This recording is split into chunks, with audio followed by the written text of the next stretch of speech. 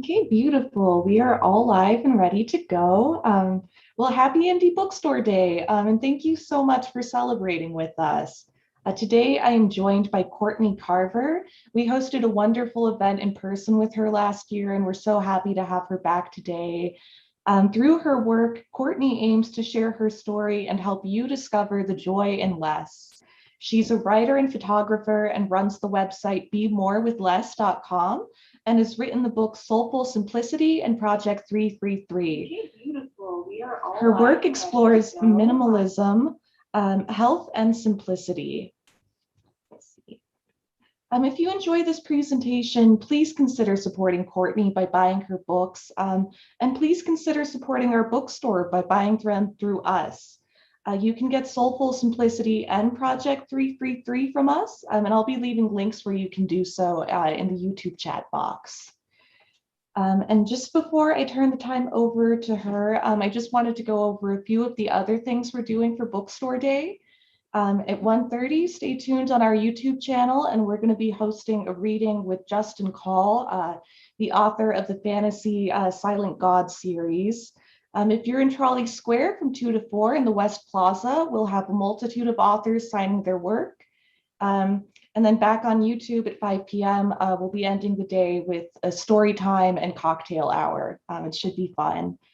Right. And with that, I will disappear for a little bit and turn the time over to Courtney. Thank you so much.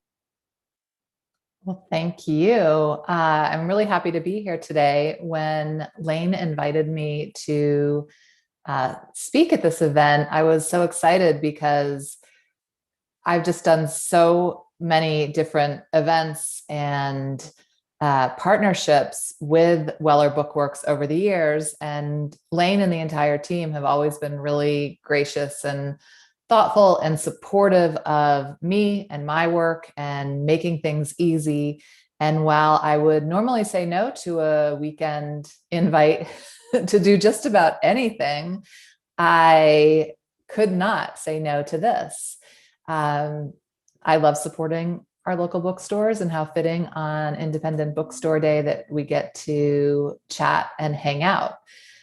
So last year, almost this time, it was actually probably about a month and a half earlier, I launched my second book, which is called Project 333.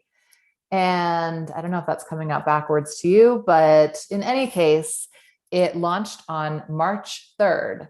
And if you could just mentally go back to March 3rd, 2020, you know that things were getting pretty crazy with coronavirus. It was still a little early. I was in New York on the launch date and did a piece on Good Morning America for the book launch that was really just shoved in between coronavirus stories. And rightfully so. That was really the thing everybody was talking about and wondering about.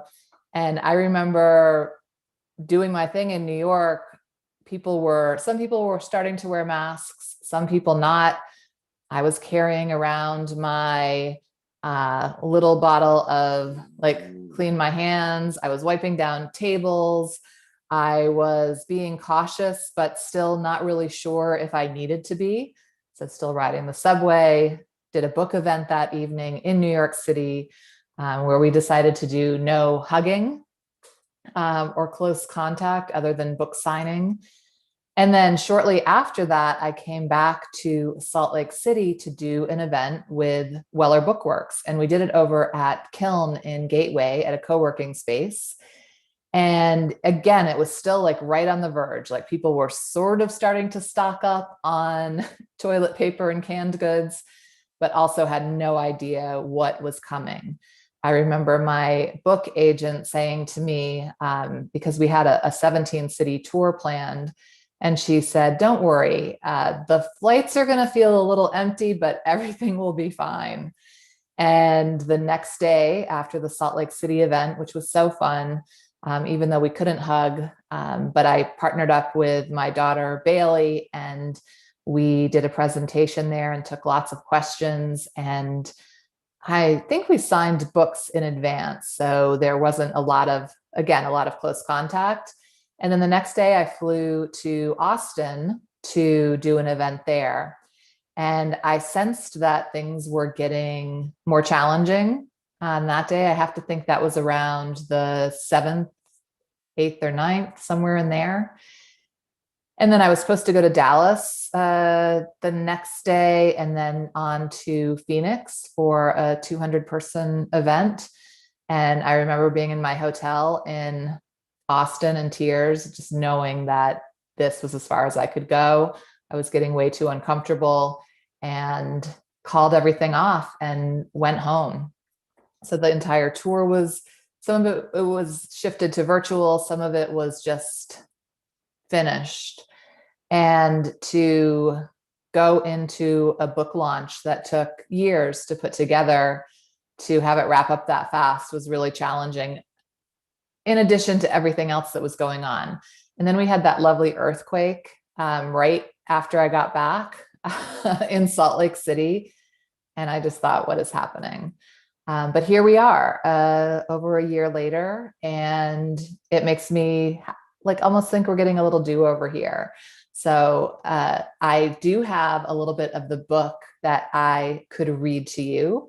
Maybe I can read a chapter of the last book. By the way, I've got a friend here, if you haven't noticed. I don't think I can make him tall enough so you can see his face, but it's much better that he's here instead of on the floor, because he would be barking. This is Stanley, my daughter's dog, and we're just trying to make it work today, which has been really interesting. So again, Project 333 was the book that just came out. And let me just tell you a little bit about both books. So Project 333 is about a minimalist fashion challenge that I created back in 2010 when I decided to do a challenge to simplify my wardrobe and my closet.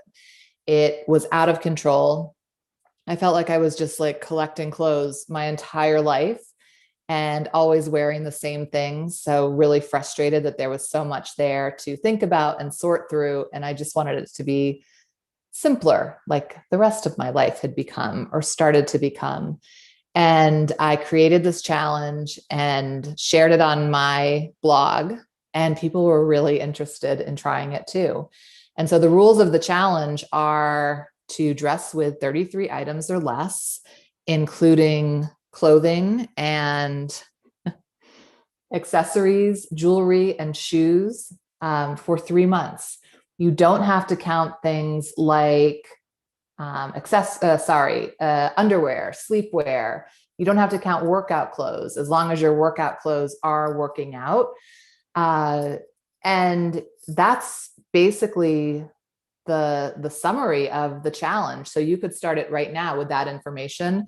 And then for those 3 months, everything else gets packed up and put away out of sight so that you don't have to worry about it or think about it at all. And then after the 3 months, you can kind of decide at that point what you might want to sell or donate or keep or rotate back into your wardrobe. And I kind of thought that would be it. I would create this challenge, I would do the challenge, I would learn things and then move on. But people were so fascinated with the idea of doing this that a lot of questions came up and kept coming up. And over the course of the last 10 years, this challenge has been featured in Oprah magazine, on Good Morning America, all over the world. And people are trying it all over the world. And there was so much interest that within a few months of writing Soulful Simplicity, which was my first book, and there was a chapter in there called Simple is the New Black, all about Project 333. And my editor asked me to write a book just about Project 333 because there was so much interest. And I always find that no matter where I'm presenting or what I'm talking about, if I even mention a hint of Project 333, the conversation always goes there. So if I'm doing a presentation about willpower and I mentioned Project 333, if there's a Q&A, that's all we'll talk about during the Q&A. And so it wasn't surprising to me that through this whole first book, that one chapter really stood out to my editor and the publishers. And at first I thought I wouldn't have enough to say in a book about this challenge. But as it turns out, there are so many questions and concerns and fears and excuses and stories around Project 333 and how it really led to so much more than just a clean closet, that there was plenty to write. I'm going to put you down for a minute. Okay. Let's see how this goes, guys. Okay. Thinking not well. And then the first book, as I mentioned, Soulful Simplicity, was more like, I would say, a little bit of how to and more memoir, like how I incorporated a lot of these things into my life, why I simplified my life, which was because in 2006, I was diagnosed with MS and really looking for ways to feel better and to live well with MS. And through all my research, I found that stress is really not great for people with autoimmune conditions, with MS. And I mean, I'm sure, as all of us know, after the last year and living with the stress we've been living with, that it just doesn't make us feel great. So I set out to simplify my life and to eliminate as many of those stressors as possible. And I know that not everything is within my control, but there were a lot of stressful things in my life that I brought into my life, like the way that I worked, always saying yes to everything, doing way too much, the way that I spent money. I had been in debt since the minute I stepped foot on a college campus and got my first credit card. Very stressful. And just overall, there were a lot of things that I let into my life that I didn't need to. And so my site, Be More with Less, and the book Soulful Simplicity are all about how I kind of unraveled all of that stress and learned to live more simply. And then, of course, that led to the Project 333 book. And again, not in this effort to have a clean closet or organized countertops. I'm so unorganized, which is why living with less really serves me and really helps me just in so many areas of my life. If I have too much going on, I get overwhelmed, I get stressed out, I start dropping the balls. You guys know, I mean, this is how we do it here. We think we're supposed to do it all and that we have to somehow prove who we are by what we are accomplishing. And luckily now I'm starting to see more and more conversation around rest and sleep being some of the most productive things that you can do, which I wholeheartedly agree with. So let me read you a short chapter from Project 333. And then if there are any questions, I am thrilled to answer them. So I'm going to read you chapter 32. Each chapter is one word. So for instance, there are chapters called clean. There is a chapter called boredom. There's a chapter called, let's see, there's a chapter called creativity, like all the different things that Project 333 opened me up to. There's a chapter called travel, which PS, I can't wait to get back to. And the chapter that I'm going to read you is called love. So it's not very long. I'm going to just read this short chapter. If you read my first book, Soulful Simplicity, or have read anything on BeMoreWithLess.com, it will not surprise you that there is a chapter about love in a book about a fashion challenge. After all, we don't simplify our lives and clean out our closets only for the sake of clean countertops and pretty closet space. I mean, those things are nice, but they aren't sustainable if we don't have other reasons to stay simple. Reasons like peace, ease, and most important, love are what keep us engaged in simplifying our lives. Whether we start in our closets or kitchen drawers or in our careers or calendars, what we want is more time and space for who we love and what we love. We want room for more love in our lives, which means less stuff, busyness, debt, and stress. Now, if you're shaking your head and thinking, but what I love is shopping, clothes, and fashion, it's possible that you haven't taken the time or don't have the time, space, or energy to figure out what you really love. I don't say that to be critical. In fact, I used to think the same thing. I used to love shopping and clothes and shoes and sparkly things too, or at least I thought I did. So I may have something to offer here. The truth is that I really didn't know what I loved. Maybe you don't know what you love either. Perhaps because so much of your attention goes towards the things in your closet, you've confused that for love. But what do you really love? What makes your heart sing? What would you rather be doing? Where would you rather be?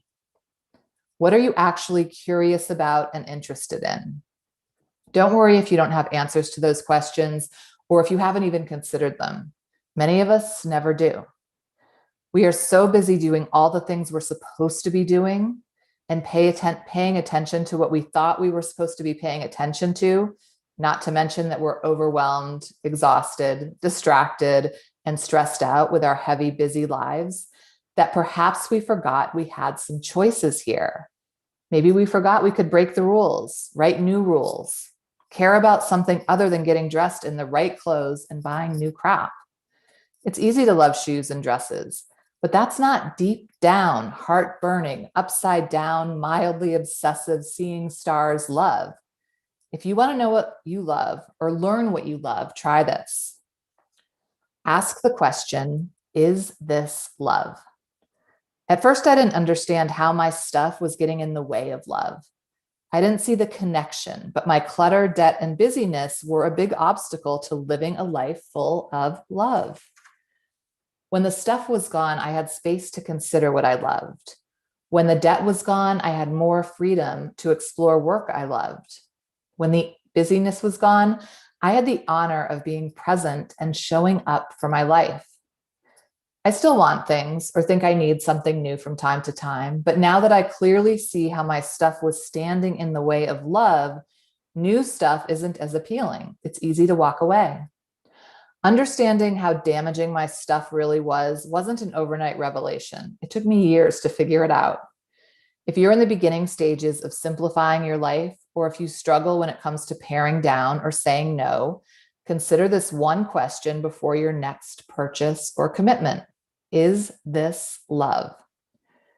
Does this contribute to your life in a loving way or support people you love, work you love, or something in your life you really care about? Does this thing help you live a life you love or encourage you to be more loving? Ask yourself if you're adding this thing, event, or commitment because it adds value or because it distracts you from pain, the pain of boredom, frustration, or uncertainty. Is there a better way to ease the pain? Keep coming back to this question. Is this love? Notice love. Look around and call it out when you see it. When you read a book that pulls on your heartstrings, say, this is love. When you hear someone speaking their truth, say, this is love. When you see the top of a mountain, a sunrise, or a seedling popping through the dirt, say, this is love. The more you notice and name love, the more you will encourage it in your own life. Simplicity is the way back to love. As you pare back and let go, you'll start to have more attention and energy to consider what you love.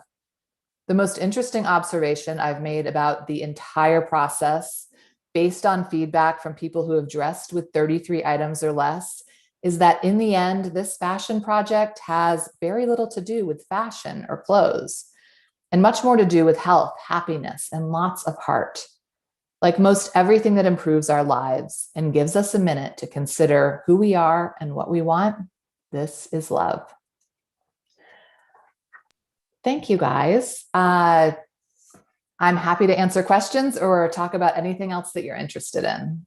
Great. Thank you so much, Courtney. I loved hearing you read. One of the things I wanted to ask is if you could speak a little bit more about the role that simplifying and getting more into minimalism, like what impact has that had on your life? What changes have you noticed since then? I mean, my whole life has really changed if I think about it. So in 2006, before my MS diagnosis, and even up till 2011, I was working, ironically enough, in advertising sales. And so I had this really fast-paced, high-stress work life, doing a lot of events and and really not loving what I was doing, but just thinking like of course I have to earn this paycheck and pay these bills. And while I understand that earning a paycheck and paying the bills is part of life, I was able to create a lot of space in terms of paying off debt. It took me years to do, probably about 3 years, but that gave me some freedom in terms of how much I needed to earn and what was the next step and could it be something different. I wasn't so frightened of kind of taking a chance on something new. And of course, it's really improved my health. I downsized from a big house to an apartment half the size, and only just recently bought a house again, but it's much smaller.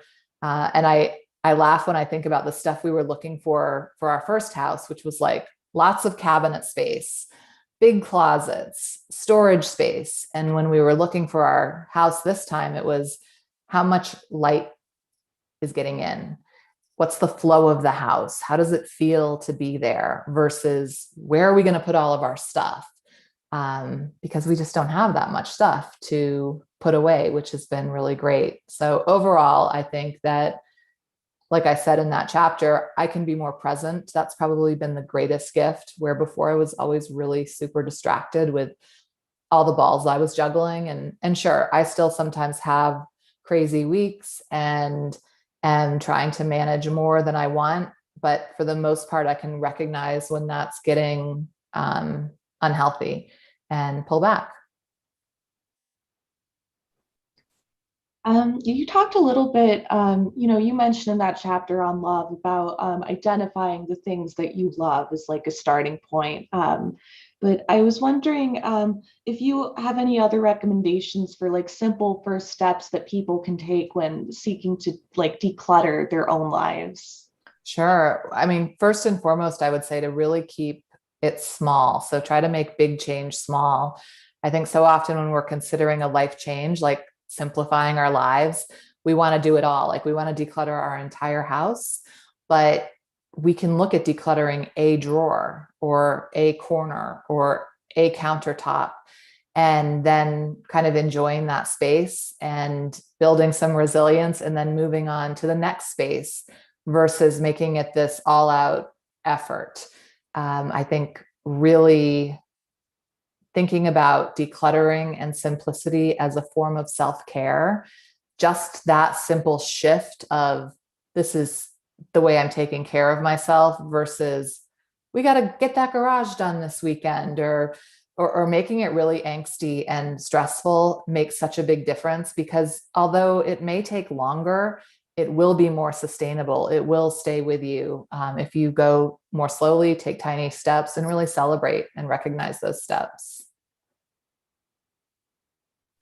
Great. Yeah, thank you. I love how you talk about the sustainability because the problem I've had with, trying to de-simplify a lot of the things in my own life has been like this urge to do it all at once. So I like that you talk about taking it more gradually. Um, in the last couple of minutes that we have, I just wanted to ask if you have any like closing thoughts or remarks that you'd like to leave our audience with. Well, of course, I would say support your local bookstores. I mean, I think this year was such a glaring example of why we have to do that and come together and support our own communities. Uh, I mean, I don't know what the statistics are. I'm thrilled that you guys are still here and still giving back to the community. And for for myself as an author, I mean, the relationship to a local bookstore like Weller Bookworks has been so amazing to have that support and feel like I can call and say, hey, can we do something around the holidays where I can sign and sell books with you guys? And you say yes. I mean, that's amazing. And it's something that I think we don't see that as consumers. We don't see that relationship happening. So it really is this like book lovers, authors, and local bookstores. Like we have to support each other. And I'm so grateful that we are. Right. Well, thank you so much for a wonderful presentation. This was Courtney Carver. Her books are Soulful Simplicity and Project 333. And I hope that you have a lovely rest of your afternoon. Thank you so much for spending time with us. Thanks.